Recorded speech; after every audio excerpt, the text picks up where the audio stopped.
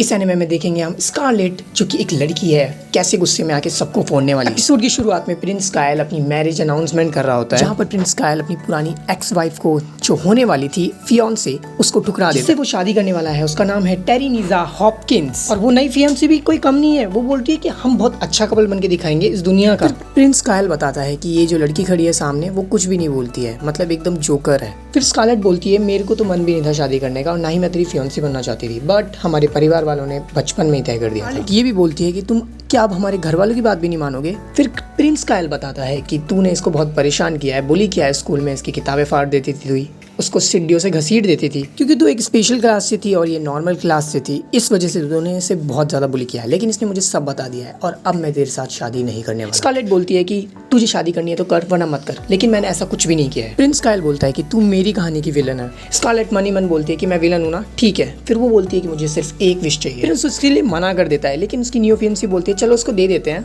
Prince बोलता है तुम्हें क्या ही चाहिए, पैसा चाहिए या ज्वेलरी चाहिए, बट स्कारलेट को सिर्फ एक चीज़ चाहिए थी। उसका टेम्परामेंट बहुत ज़्यादा बढ़ चुका था, गुस्सा आ रहा था, तो उसने बोला कि मुझे इस लड़की का थोपड़ा फोड़ना है। इसके बाद वो एक पंच लेकर आती है एंड एक फ्लैशबैक आता है जिसमें हमें स्कारलेट और उसका भाई के बचपन की मेमोरीज दिखाई जाती है, जिसमें उसका भाई पूछता है कि तूने कुछ 7 दिन पहले ही एक लड़के का मुंह फोड़ा है, लेकिन तूने फिर से उसका मुंह फोड़ दिया। फिर स्कारलेट बोलती है नहीं, ये मैंने जानबूझकर नहीं किया, जो भी मैं करती हूँ गलत नहीं होता। उसका भाई समझाता है कि तुम लिटरली में खुश भी हो रही थी उसको पीटने के बाद में, तुम्हें ऐसा नहीं करना चाहिए, तुम अब बड़ी हो रही हो और बॉल पार्टी के लिए तुम्हें अपने आप को सुधारना होगा और अपने गुस्से को कम करो। फिर हम पार्टी का सीन देखते हैं जहाँ पर स्कारलेट बैठी रहती है, उससे महाराज मिलने आते हैं प्रिंस कायल और वो प्रिंस कायल को अपना इंट्रोडक्शन देती है। प्रिंस कायल को उसका इंट्रोडक्शन पसंद नहीं आता और उसे बोलता है कि तू आज से मेरे लिए काम करेगी। और हमें पता लगता है कि वो अब यहाँ से उसकी फियांसी बनने वाली है, मतलब बुली फियांसी। कभी उसको तीरों से मार रहा है, कभी उसको लात मार रहा है, बाल भी खींच रहा है भाई। फिर वो अपने फादर को जाके शिकायत करती है कि उस प्रिंस का कुछ ज्यादा नाटक हो रहा है। फिर उसके फादर बोलते हैं हम कुछ भी नहीं कर सकते क्योंकि वो एक प्रिंस है, एंड वो सिर्फ और सिर्फ इसलिए उसकी बात मान रही थी क्योंकि वो एक प्रिंस है और अपना जो गुस्सा है उसको दबा के बैठी थी। सीन चेंज होता है और स्कारलेट का हमारे को 15 साल वाला रूप दिखाई दिया जाता है, जिसमें वो स्कूल जा रही होती है, जहाँ पर उसे कायल भी मिलता है और उसे बोलता है कि तुम मेरे लिए यहाँ पर हो, तुम मेरी एक नौकर हो स्कूल में। लेकिन स्कारलेट ने उस गधे की बातों को इग्नोर करना शुरू कर दिया था, लाइक उसे कोई फर्क भी नहीं पड़ता था, डमी सा फेस बना के बैठी रहती थी उसकी फालतू बकवास सुनने का। फिर हमें क्लासरूम का सीन दिखाया जाता है जहाँ पर स्कारलेट की फ्रेंड्स बोलती है चलो हम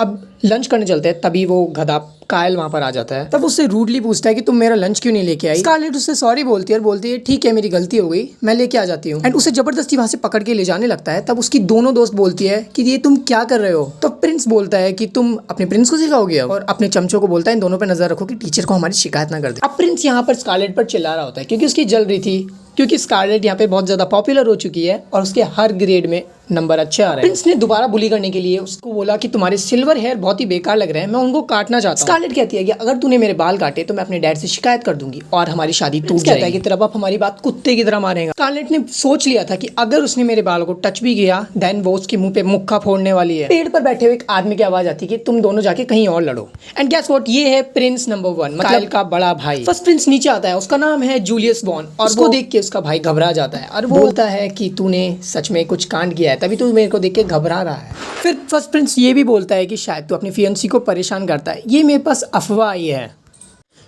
फिर वो स्कारलेट से जाके माफी मांगता है। स्कारलेट ये बोलती है कि ये नहीं सुधर सकता। फर्स्ट प्रिंस बोलता है कि पता लग गया है कि तुम अपनी फियांसी को बहुत ज्यादा बुली कर रहे हो, परेशान कर रहे हो। प्रिंस कायल अपने दोस्त को बुलाता है और बोलता है कि इसको भगा दो यहाँ से, मतलब जूलियस को भगाने के लिए कहता है। लेकिन उसका दोस्त फिर यही बोलता है कि मैं नहीं भगा सकता भाई, वो भी एक प्रिंस और तू भी एक प्रिंस है और मैं दोनों के बीच में नहीं पड़ सकता। फिर कायल अपनी सड़ी सी शक्ल बनाकर स्कारलेट को देखता है और वहां से भाग जाता है। फिर स्कारलेट बोलती है थैंक यू मुझे बचाने के लिए जूलियस उससे।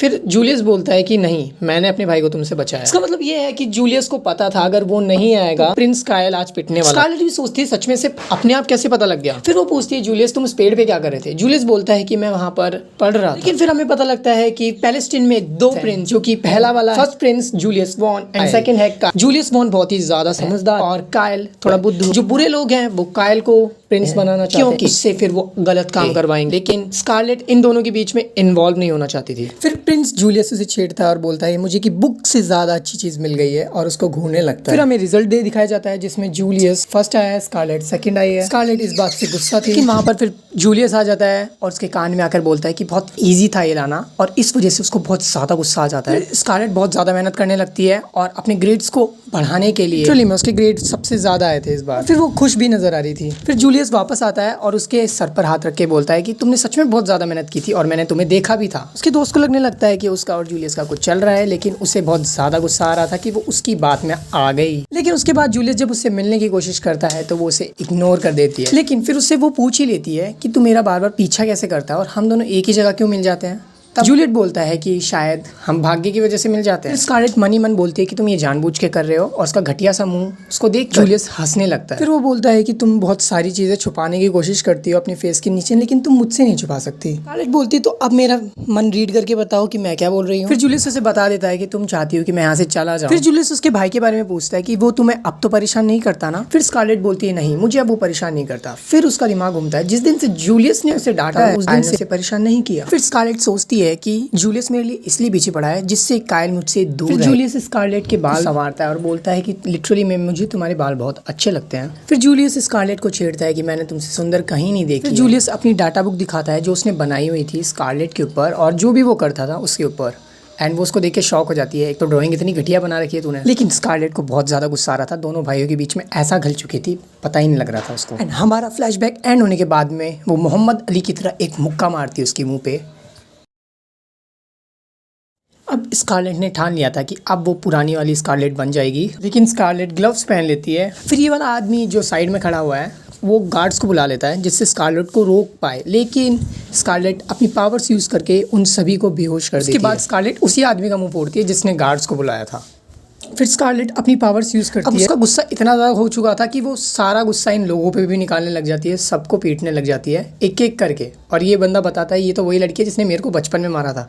उन सभी को एक एक करके इतने गंदे पंच मारती है, देखो तो सही तुम अकेली पीट रही है, उसको बड़ा मजा। फिर वो जाती है काइल के पास, अब बोलती है हस्बैंड अब तुम्हारी बारी। लेकिन जैसे स्कारलेट मारने वाली थी उसका भाई आ जाता है, लेकिन बहुत देर हो चुकी थी, काइल का मुंह टूट चुका है। स्कारलेट का भाई लिटरली में शॉक, उसका बड़ा भाई जूलियस वो तो हंस रहा था, उसको मतलब मजा आ रहा है। इस पंच के साथ ही एपिसोड खत्म। चलो भागो यहाँ से।